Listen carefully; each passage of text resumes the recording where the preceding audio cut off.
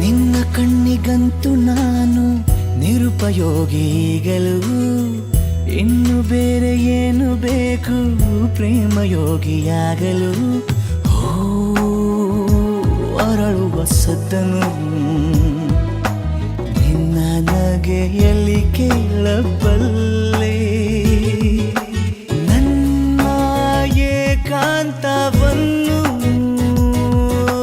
ತಿದ್ದಿಕೊಡು ನೀನೀಗ ನಿಂತಲ್ಲೇ.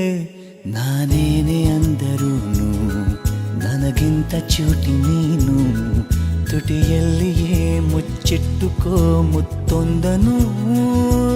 ಕದಿಯುವ ಮುನ್ನವೇ ಪರವಶನಾದಿನು, ಅರಿಯುವ ಮುನ್ನವೇ ಪರಿಚಿತನಾಗಲಿ ಹೇಗೆ